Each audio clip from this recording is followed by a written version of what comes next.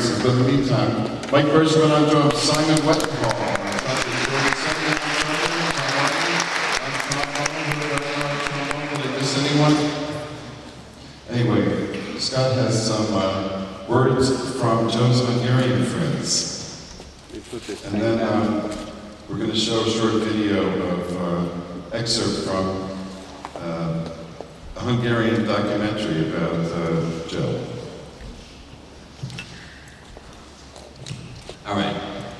I wanted Joe's Hungarian friends to be represented here because he's very, very well loved in Hungary. He's got many wonderful friends there, and they were all very sad about what happened to Joe. And so I invited them to send in some words, whatever little stories or anecdotes. I'm not going to read all this, but I'll just give you some snippets so that they can kind of be here in a way, because I know that they all really, really wish they could be here today.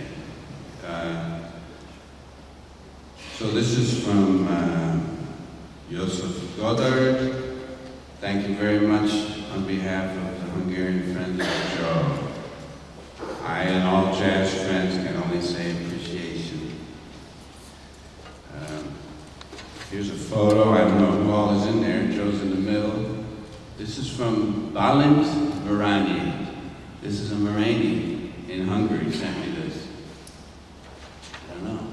I'm going to give all this to the family, to the daughter, so you can sort it all out later. Here's Tomas Iches. You mentioned him before. He's the leader of the Bohem ragtime band that Joe played with many, many times. I worked with them too. Thanks a lot for including the Hungarian squad in the memorial concert.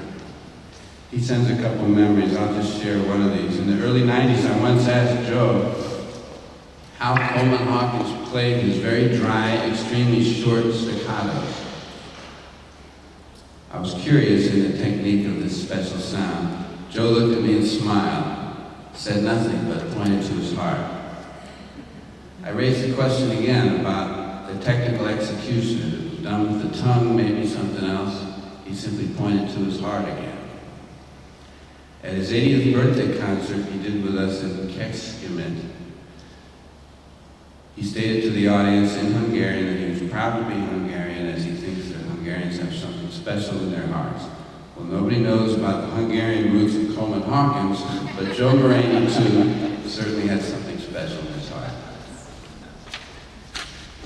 This is from Attila Kor. He talks about recording a CD with Joe Muranyi in Budapest. He was always smiling, happy, telling jokes and stories. He gave me 2 books signed, read by Joe Muranyi. He said, once these will be worth the lot, and he laughed. Then he goes on to tell how they had so much fun that he forgot to go to his gig. Not Joe, but Attila forgot to go to his gig. Joe had wonderful ideas how to make every single track different from every other track. It was a real experience for me. We had a nice lunch in a small place. After we finished, I catch a bus to my Budapest place. On the way, my phone rang. It was Tomas Iches calling. This was the one and only time I forgot to go to a gig. Yeah. Then he says, he just moved. My new place is 3 blocks away from that studio. Memories came back very deep and strong. I went to that small restaurant, sat at the same table.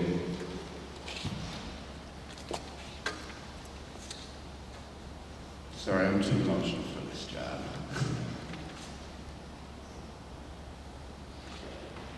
He says he went back to the same table. Joe was there telling his ending stories, speaking of music. All right, this is from Thomas. I don't think I know this guy, Thomas Benyai. And this is interesting because he's talking about the roots of the Hungarians in the United States. My great-grandparents were the same generation of Hungarians that moved to the USA at the beginning of the 20th century. They lived in Akron and Cleveland, Ohio, where lots of Hungarians arrived at that time, as Joe's parents did. My great-grandparents were American citizens, but turned back to Hungary after the First World War. Joe, to me, was the other possible version of the story of the Hungarians that stayed in the U.S.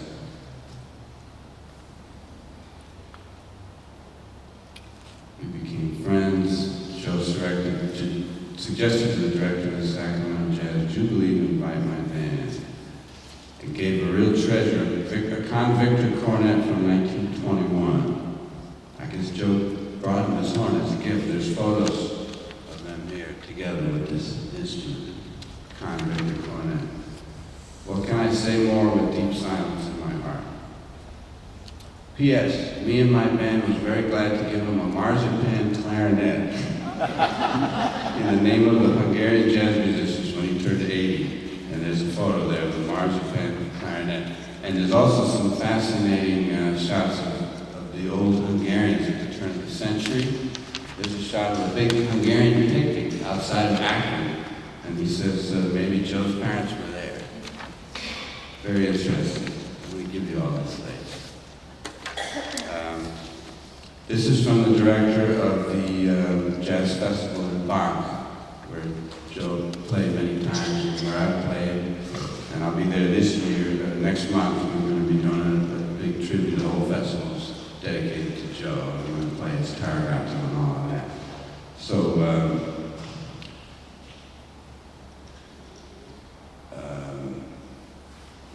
all of us are sorry not to be there on Tuesday personally. And they send this story with some photos.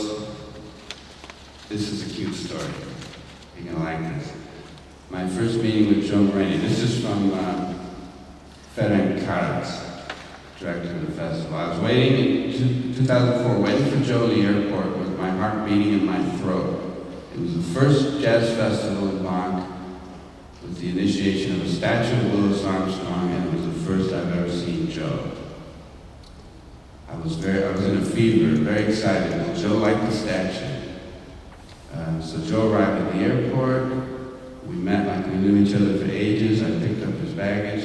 We went to the car. We spoke only a few sentences driving out of the airport when a policeman stopped us for a control. He checked my driving license and it had expired 10 days earlier.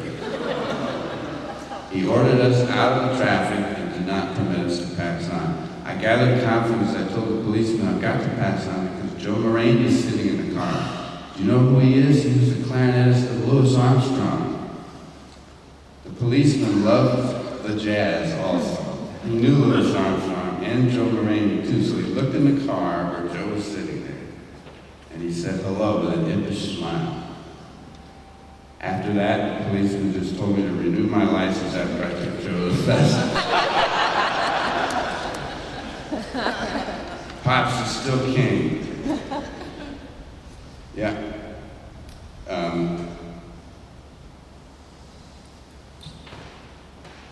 right, that's great. You know, that just reminds me when I was visiting Joe in the hospital, I was telling all the nurses, you know, this man played with Louis Armstrong. One time riding up the elevator, I got talking to some guys. I'm going to visit a guy that played with Louis Armstrong. Every person I mentioned that to in the hospital said, really? That's the power of this music, folks. Nobody said who.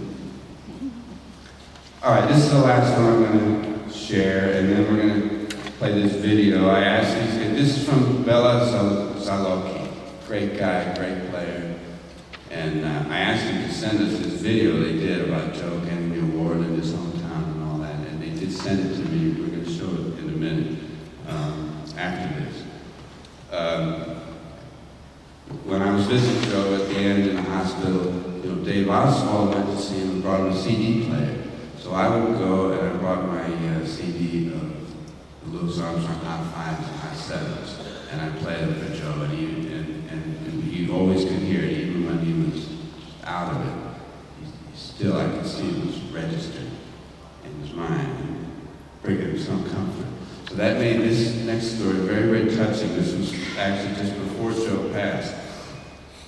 I had told his Hungarian friends what was going on, and I got this from Bela Zaloki. Scott, I thought the saddest thing I saw these days were the actual images of Clark Terry on his website, but I was wrong. The saddest thing is your letter. Always bad to get news like this, but somehow Joe is something different for us. He is our hero, our man. I'm truly lucky to know. Once he told me a story about my all-time favorite, Ruby Bragg. Ruby was in the hospital and Joe went to see him. Ruby's eyes were closed and Joe took an earphone on his head and played some pops for him. Ruby's eyes stayed closed, but tears came down his face.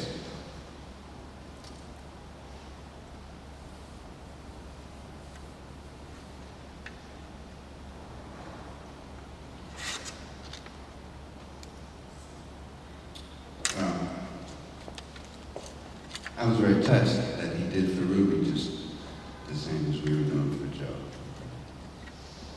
I feel like this about Joe now. I'm crying. If you have a chance to see him alive, please put your hand on his head as it were my hand.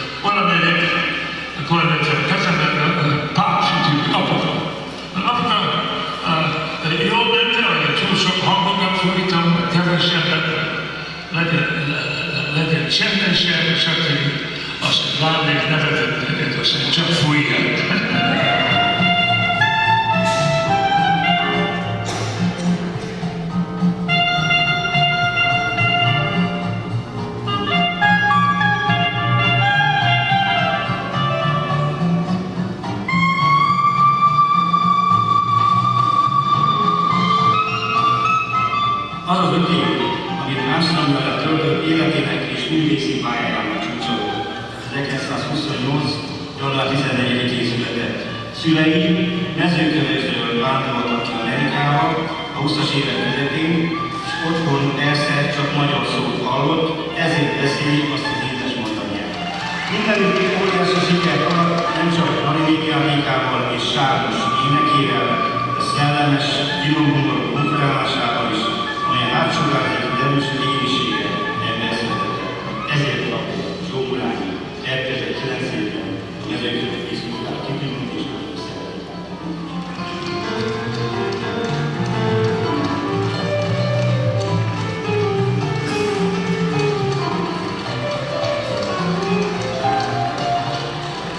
Erre még tudok mondani.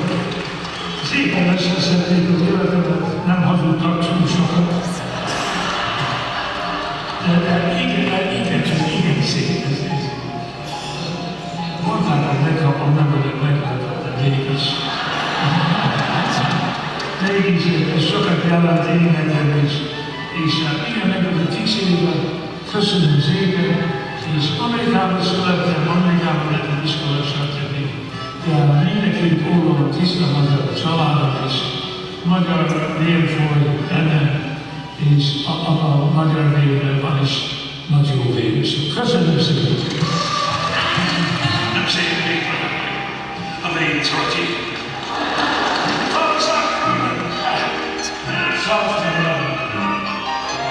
You need to tell me more, because I know, yeah, sleeping down south.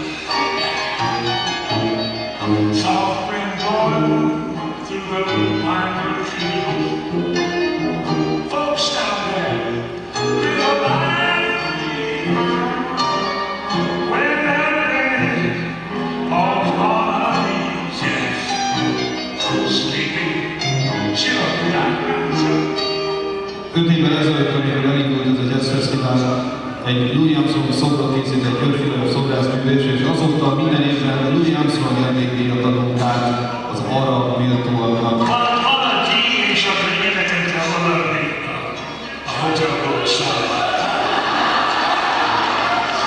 Azt mondja, hogy 33 belős volt, 14 sör, és nem tudom hány unikum. És az ilyen drága hotel 100 forint.